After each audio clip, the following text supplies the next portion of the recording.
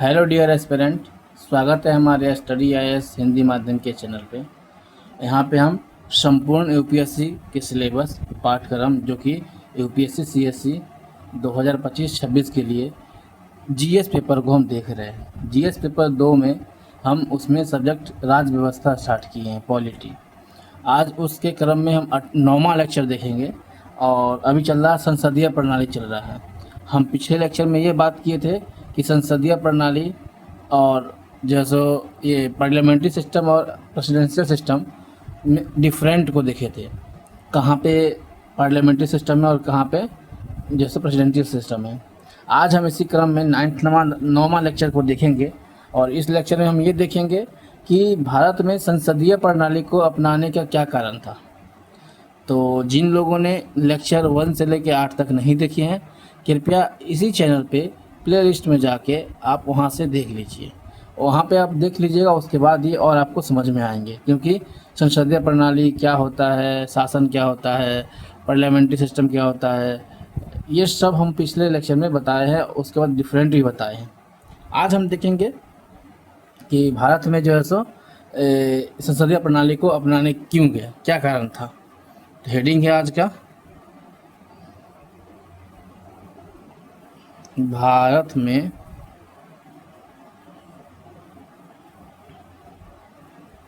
संसदीय प्रणाली के अपनाने जाने के कारण।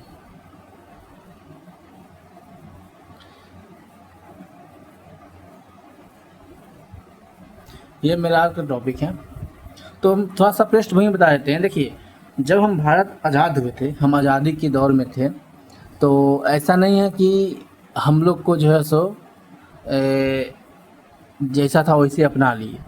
देखिए, जब हम आज़ादी के लिए लड़ रहे थे और हमें आज़ादी मिला हमारे देश को 1947 में, तो उस समय हमारे देश को चलाने के तरीका, क्योंकि पिछले तरीका था ब्रिटिश शासन का था, तो वही लोग शासन कर रहे थे हमारे देश में।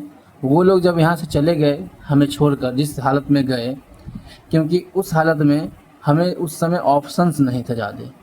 एकाएक तो नहीं कर सकते हैं, हमें आज़ादी मिला और सभी लोग, हमारे संविधान भी नहीं बना हुआ था, हम संविधान बना रहे थे।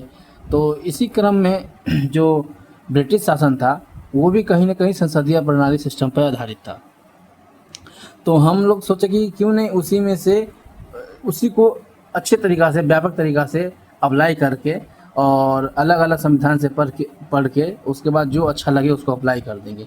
तो इसी कारण है कि कहीं ना कहीं हम अगर देखेंगे, ऐतिहासिक कारण है कि पिछले कानून में जो ब्रिटिश शासन के कानून था उसमें संसदीय प्रणाली को देखने को मिलता है, और यही कारण है कि उसी को हम लोग अपनाते अपनाते आगे बढ़ते चले गए।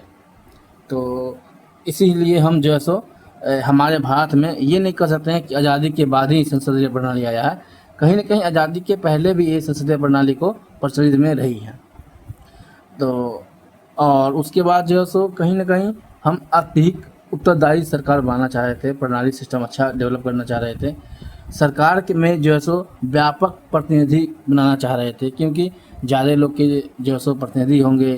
ठीक है, जहाँ जहाँ जनसंख्या ज़्यादा होंगे संसदीय प्रणाली को ही लाना चाहिए, मेरा मानना है। क्योंकि वहाँ पर जैसे राष्ट्रपति का इलेक्शन होना और लोगों द्वारा चुना जाना, ये हमको कहीं ना कहीं लगता है कि सही नहीं है ये। क्योंकि यहाँ पे हमारे यहाँ क्या होते हैं कि इनडायरेक्टली रूप से राष्ट्रपति को चुना जाता है और प्रत्यक्ष चुनाव से चुना जाता है। तो चलिए हम आप देखते हैं भारत में संसदीय प्रणाली को अपनाने जाने के कारण क्या क्या है। हम पहला कारण पे अगर हम बात करेंगे तो हम लिख सकते हैं कि भारत में संसदीय प्रणाली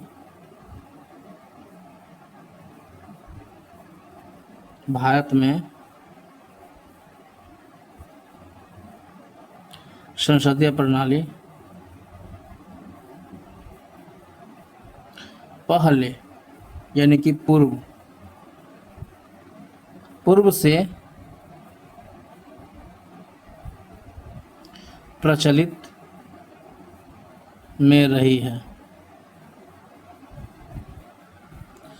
क्योंकि पूर्व में प्रचलित है तो हमारे उस समय आज़ादी लड़ रहे थे तो कहीं न कहीं उसका अनुभव भी था हमारे राजनेता को, तो सोचा जो उसका अनुभव है ही है, उसी को अप्लाई लागू कर देते हैं। तो क्या है, पूर्व से ही प्रचलित में रही है। तो क्यों रही है, देखिए, तो कह सकते हैं जब पूर्व में है तो आसानी पूर्वक से इसको क्या किया जाता है, हम जारी कर सकते थे, यानी कि जारी रखने में कोई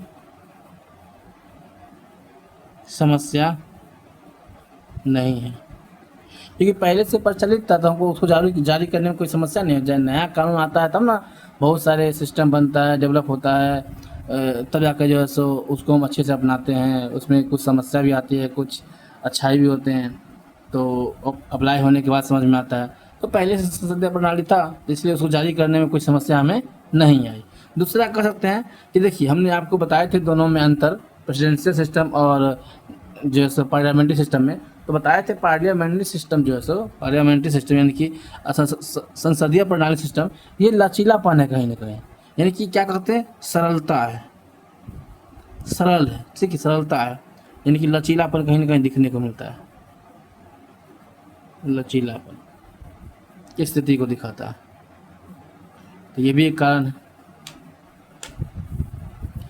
दूसरा में हम बोल सकते हैं कि अधिक उत्तरदायी प्रणाली।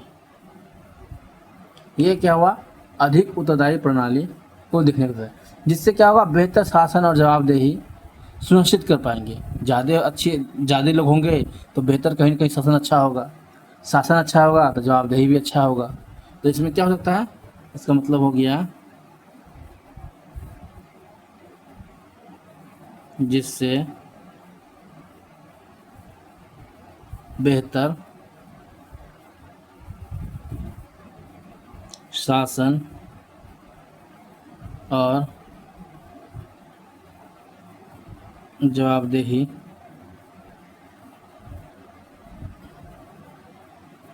सुनिश्चित होती है। ठीक, इसी में एक कथन है डॉक्टर अंबेडकर साहब का। क्या है, डॉक्टर अंबेडकर साहब का कथन है, इनका कथन है कि हम भारत में अधिक उत्तरदायी सरकार की स्थापना करना चाहते थे। इन्होंने क्या किए, हम भारत में अधिक उत्तरदायी सरकार की स्थापना करना चाहते थे। तो कहीं जब ये चाहते थे तो बस और भी अच्छे हो गए। तो ये हो गया, मैं दूसरा हो गया। तीसरा कारण क्या है, तीसरा कारण हम कहते हैं सरकार में व्यापक प्रतिनिधित्व बनाया जाए, व्यापक प्रतिनिधित्व बनाया जाए बड़े स्तर पे। सरकार में व्यापक प्रतिनिधित्व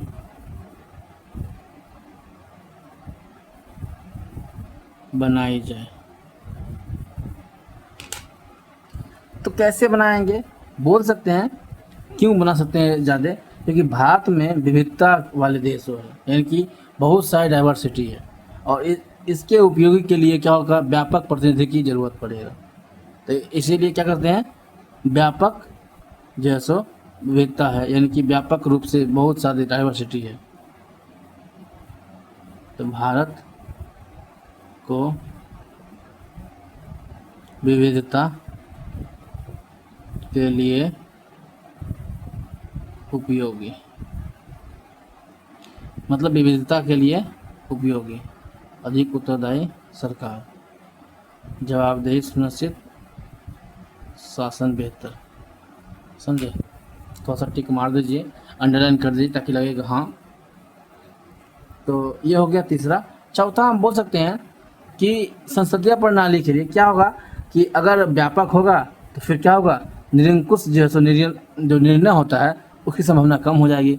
व्यापक प्रतिनिधित्व होगा यानी कि सभी लोग का भागीदारी होगा तो क्या हो जाएगा, जो जो हम निर्णय लेंगे वो सोच समझ के लेंगे, तानाशाही वाले निर्णय नहीं होंगे। तो तीसरा चौथा क्या कर सकते हैं,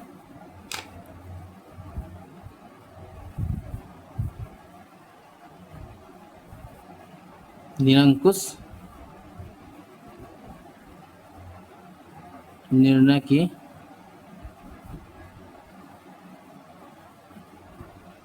संभावना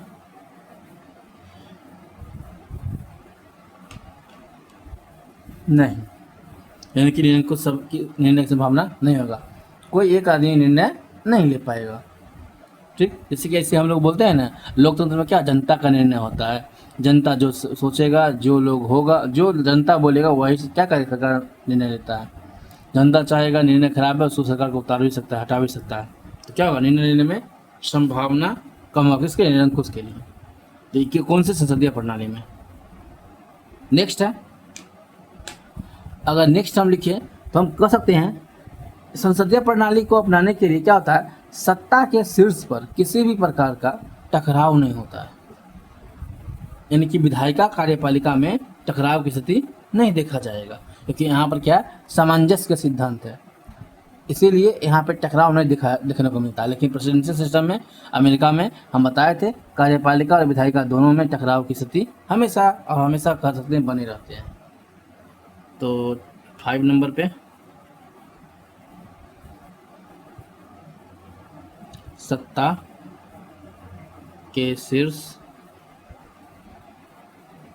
पर किसी भी प्रकार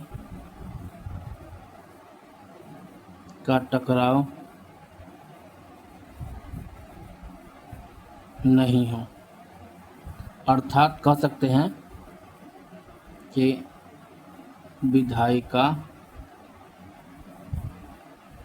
एवं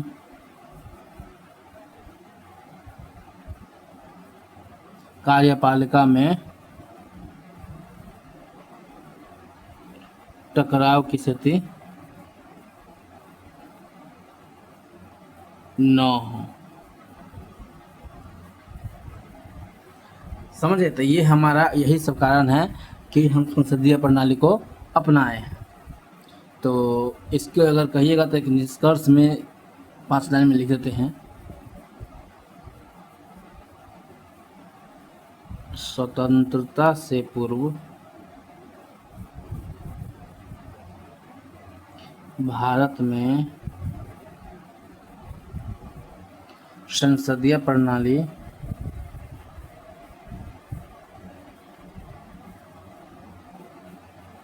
प्रचलित थी।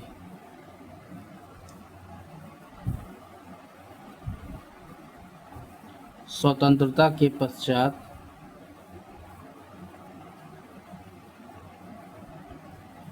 इसे जारी रखना अधिक सुविधाजनक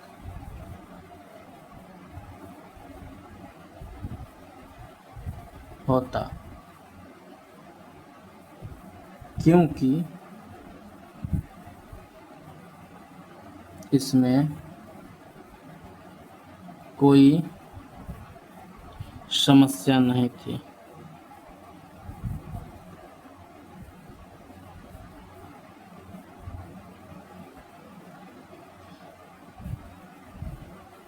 संविधान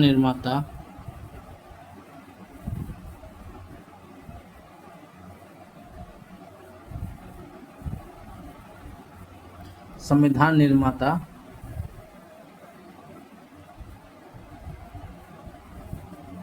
अधिक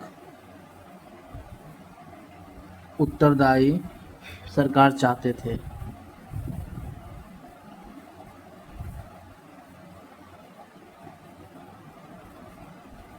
और संसदीय प्रणाली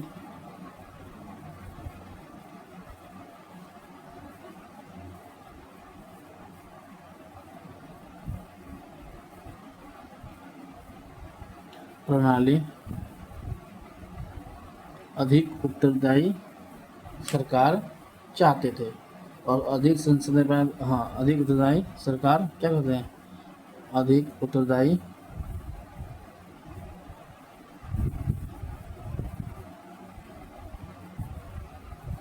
उत्तरदायी होती है।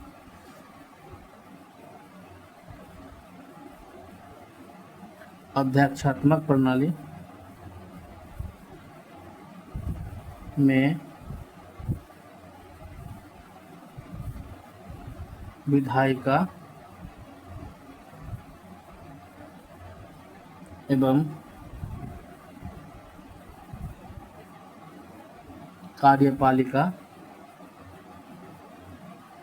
के मध्य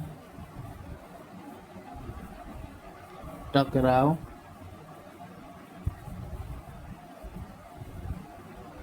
होता है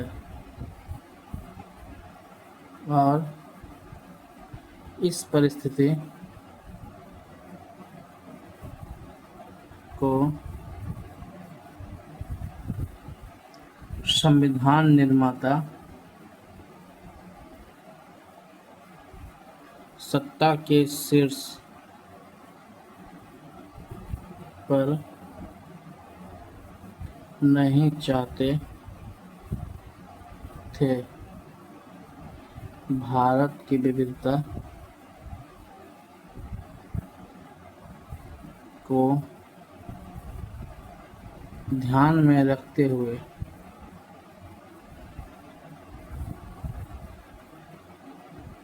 व्यापक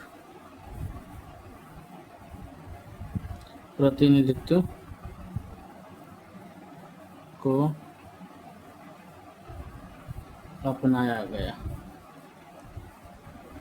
तो ये हमारा संसदीय प्रणाली को अपनाने का कारण हुआ।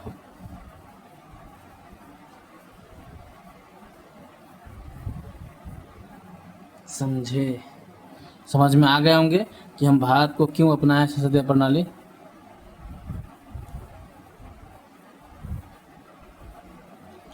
कहिएगा तो नोट में हम कुछ लिखते हैं, आप देखिएगा।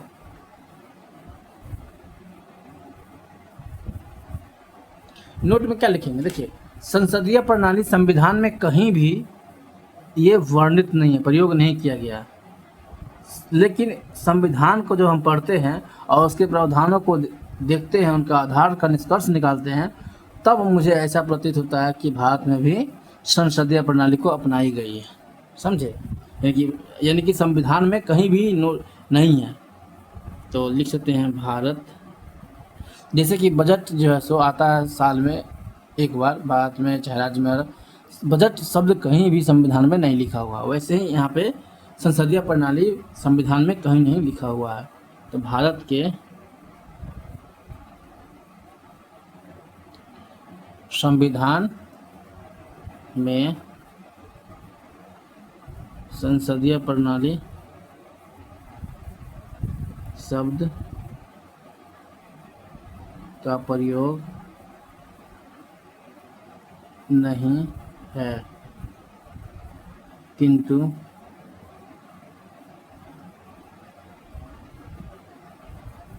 संविधान में वर्णित प्रावधानों में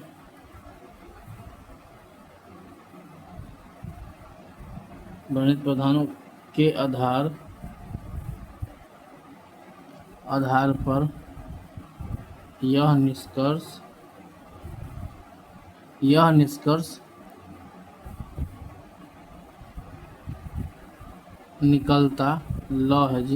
निकलता है कि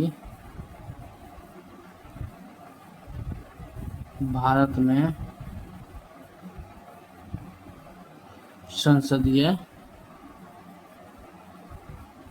प्रणाली अपनाई गई है।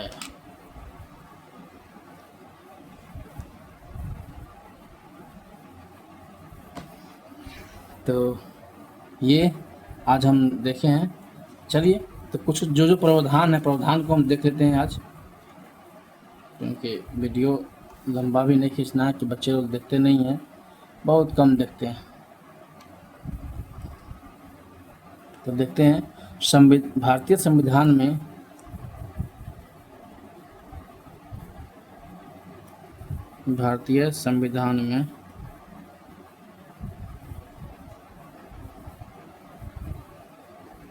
दिया गया प्रावधान निम्न है। तो क्या क्या है, देखिए, एक तो हम देखेंगे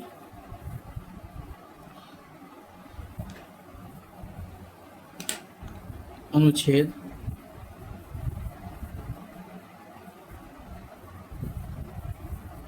53(1). इसमें क्या कहता है, इसमें होता है, देखिए, जितने भी संघ की कार्यपालिका है उसकी जो है सो मतलब आर्टिकल अनुच्छेद 53 के तहत, आर्टिकल अनुच्छेद दोनों वही बोलते हैं इंग्लिश में, इसमें ये बोलता है कि संघ की कार्यपालिका का विस्तार किया, शक्ति का विस्तार है। और क्रॉस 1 में बोलता है राष्ट्रपति संघ की कार्यपालिका का प्रधान है, समझे। और इसी में जो है सो अनुच्छेद 74(a) में, इसमें ये बोला जाता है कि राष्ट्रपति को जो कार्य करने के लिए परामर्श देंगे, उसमें मंत्रिपरिषद पीएम दोनों मिलके क्या करेंगे, राष्ट्रपति को सलाह देंगे कार्य करने के लिए। तो इसमें हम रखते हैं अनुच्छेद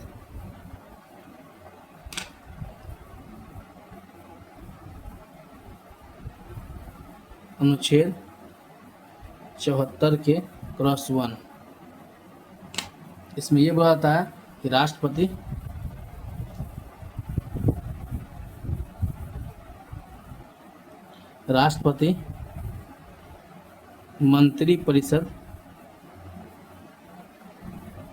मंत्रिपरिषद में ये 3 श्रेणी का होता है। इसी में क्या होता है, कैबिनेट मिनिस्ट्री आता है, इसी के अंदर आता है राज्य मिनिस्ट्री, और इसी के अंदर आता है उप मंत्री। यानी कि हम कह सकते हैं कि छोटा सा यहाँ डायग्राम बना दें, हम कह सकते हैं ये हो गया मंत्रिपरिषद और ये हो गया कैबिनेट मिनिस्टर, ये हो गया मंत्रिपरिषद और ये हो गया कैबिनेट। ठीक है, तो चलिए क्या कहते हैं, राष्ट्रपति, मंत्रिपरिषद प्लस पीएम क्यों बताते हैं आगे हम, पीएम के यानी प्रधानमंत्री परामर्श पर कार्य करेगा। यानी कि यहाँ पे हम कहते हैं राष्ट्रपति क्या है, नाम मात्र क्या है, एकदम कठपुतली की तरह, जैसे जैसे मंत्रिपरिषद पीएम घुमाएंगे वैसे वैसे वो घूमेंगे, बस यही है। इनके पास ज़्यादा पावर नहीं है, वास्तविक पावर किसके पास है, पीएम के पास। तो हम कह सकते हैं यहाँ पे मंत्रिपरिषद में 3 श्रेणियां हैं, 3 श्रेणियां हैं। कौन कौन है, कैबिनेट मंत्री, दूसरा है राज्य मंत्री और तीसरा है उप मंत्री। और ये तीनों मंत्री में हम कह सकते हैं जो सबसे ज़्यादा शीर्ष स्थान, यानी कि शक्तिशाली शीर्ष स्थान किनका है, प्रधानमंत्री का, पीएम का। इनके ये क्या है, ये शीर्ष स्थान पर है, सबसे ज़्यादा पावरफुल है। तो हम यहाँ से निष्कर्ष निकाल सकते हैं, कह सकते हैं यहाँ से इनका निष्कर्ष ये हो जाएगा, निष्कर्ष में ये होगा कि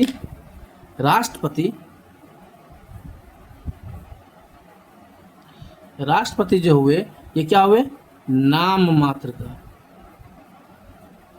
मात्र की प्रधान है। वर्तमान में राष्ट्रपति कौन है, द्रौपदी मुर्मू जी। और इसमें पीएम यानी कि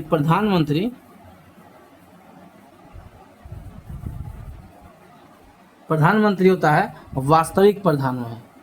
ये कौन हुए, वास्तविक प्रधान। ठीक, देखिए अब यहाँ आता है नाम मात्र क्या क्यों हुआ। तो देखिए हम जो प्रधानमंत्री चुनते हैं, लोगों द्वारा सांसद को चुनकर उन्हीं में से एक प्रधानमंत्री को चुनते हैं, यानी कि ये क्या हुआ, चुना हुआ सरकार है, लोगों द्वारा चुनाता है। और जो लोगों द्वारा चुनाता है उनकी पावर ज़्यादा होते हैं, और जो गए हैं उनके द्वारा चुनाता है नाम मात्र का ही है, इसीलिए इनको नाम मात्र का, वो अप्रत्यक्ष चुनाव करते हैं राष्ट्रपति के होते हैं अपने भारत में। ठीक है ना, तो चुनाव के आधार पर ही क्या कर सकते हैं, जो है ज़्यादा पावरफुल कौन हुए, वास्तविक रियल प्रधानमंत्री जी के पास। ठीक है, चलिए दूसरा में देखते हैं।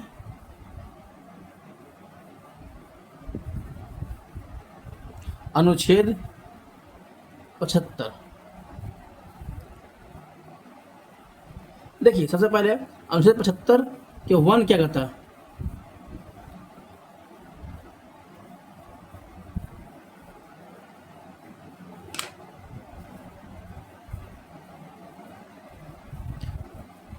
वैसे 1 हम आपको बोलते लिखाते नहीं है। 1 कहता है प्रधानमंत्री की जो नियुक्ति करते हैं, कौन करते हैं, राष्ट्रपति जी करते हैं।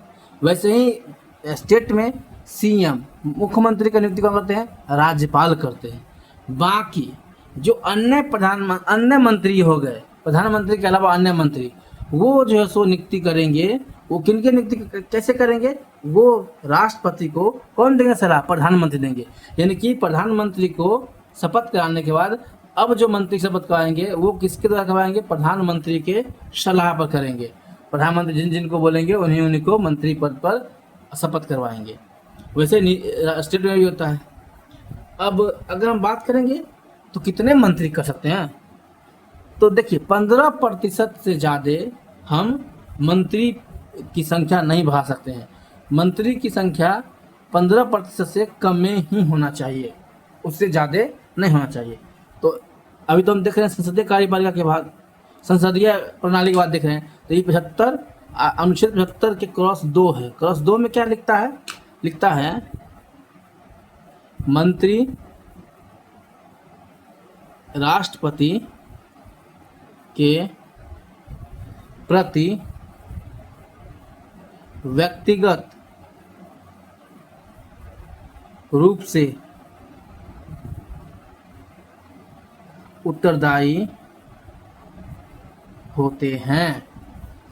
यानी कि जितने मंत्री होते हैं सब व्यक्तिगत रूप से, या संसद के जो सदस्य हैं सब व्यक्तिगत रूप से किनके साथ होते हैं, राष्ट्रपति के रूप क्या होता है, उत्तरदायी होते हैं व्यक्तिगत रूप से। लेकिन सामूहिक रूप से भी होता है, तो उनके लिए भी हमारे यहाँ अनुच्छेद दिया गया है। अनुच्छेद 75 क्रॉस 3, ये 2 है, 1 क्रॉस 3 है। इसमें बोला गया है पूरी मंत्रिपरिषद यानी कि ये तीनों कैबिनेट मिनिस्टर और या राज्य मिनिस्टर, स्टेट मिनिस्टर और उप मंत्री। ठीक है ना, तो यहाँ बोलते हैं कैबिनेट मंत्री, राज्य मंत्री और उप मंत्री तीनों को मिला के बोलते हैं मंत्रिपरिषद। तो पूरी मंत्रिपरिषद लोकसभा के प्रति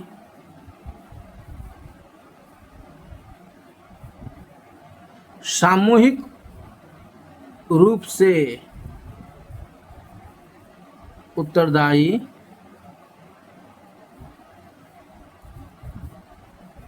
होते हैं। सामूहिक रूप से उत्तरदायी होते हैं। तो हम यही जो है ना, ये सामूहिक रूप से, यही क्या है, संसदीय प्रणाली का आधारशिला है। क्या है, संसदीय प्रणाली की आधारशिला है, एकदम बेस मजबूत। और इसीलिए आगे चलकर हम देखेंगे कि संसदीय प्रणाली को सुप्रीम कोर्ट, उच्चतम न्यायालय क्या मान लिए? आधारभूत ढांचा मान लिए। तो इसका निष्कर्ष दोनों से क्या निकलता है? दोनों से निष्कर्ष क्या निकलता है?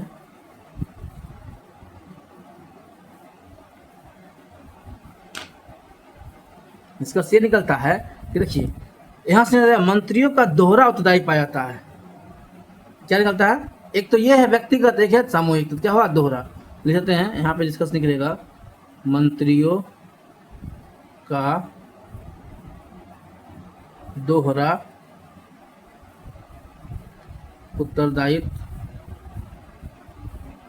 पाया जाता है।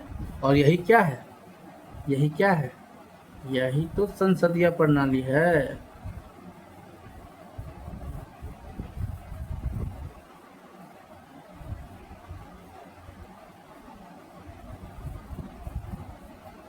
ठीक, तो ये हुए। और हमने जो आपको बताए थे कि नोट में जो सुप्रीम कोर्ट के बारे में, तो वो भी लिख लेते हैं,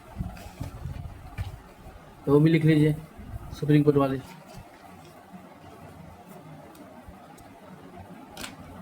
नोट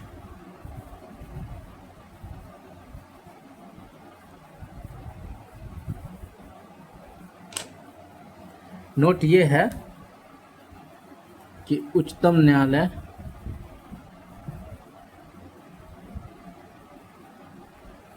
इंग्लिश में बोलते हैं सुप्रीम कोर्ट ने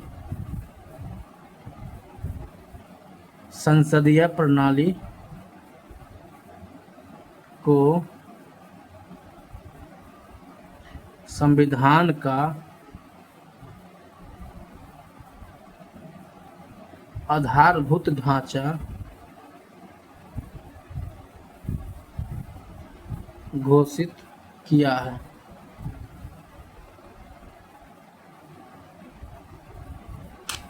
क्या किए हैं? संविधान का आधारभूत ढांचा।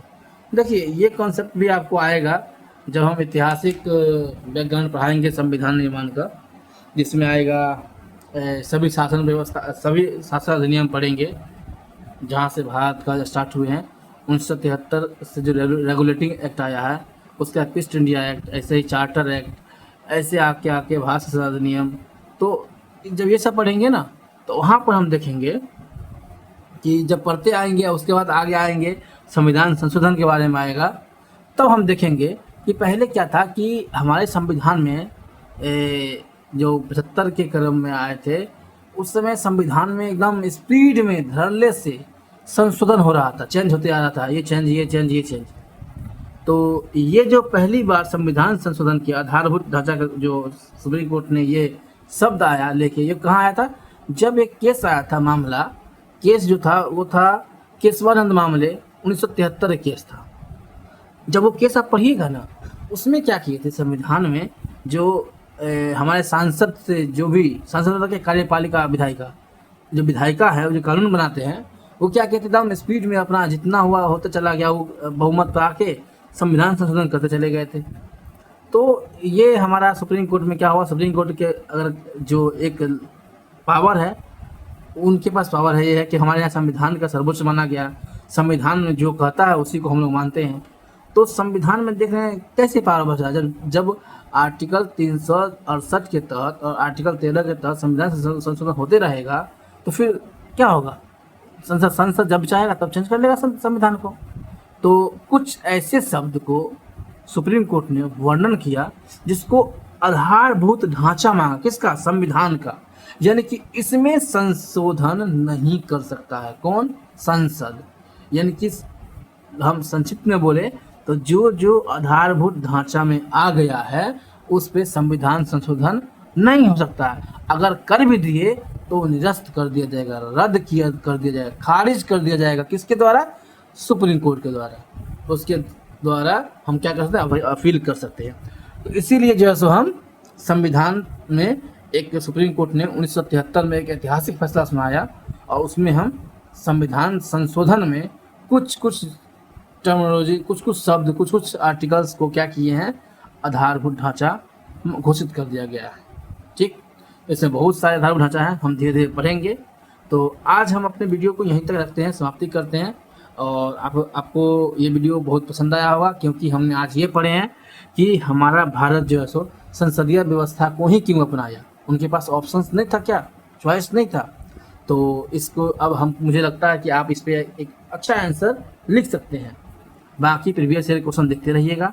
हम कल पढ़ेंगे कि भारत जब संसदीय शासन व्यवस्था को अप्लाई कर रहे थे, क्रियान्वयन कर रहे थे, उन समय इनको अभी वर्तमान में क्या क्या मतलब समस्या को देखना पड़ा, क्या क्या दोष दिखने को उत्पन्न हुआ है, क्या क्या लिमिटेशंस है, क्या क्या सीमाएं हैं, यानी सब वही बोलते हैं, वो हम कल देखेंगे। तो आप लोग से उम्मीद करेंगे कि प्लीज़ वीडियो पसंद आएगा तो लाइक सपोर्ट सब कुछ कीजिए, तो हमें भी एक हौसला होता है वीडियो बनाने में। आज रात में हम वीडियो बनाते हैं, फिर सुबह हम फिर इसको अपलोड करेंगे, एडिट करेंगे, टाइम तो लगता है। तो प्लीज़ आप लोग जितना मुझे सपोर्ट कीजिएगा उतना से ज़्यादा हम अच्छी अच्छी वीडियो सभी सब्जेक्ट के लेके आएंगे।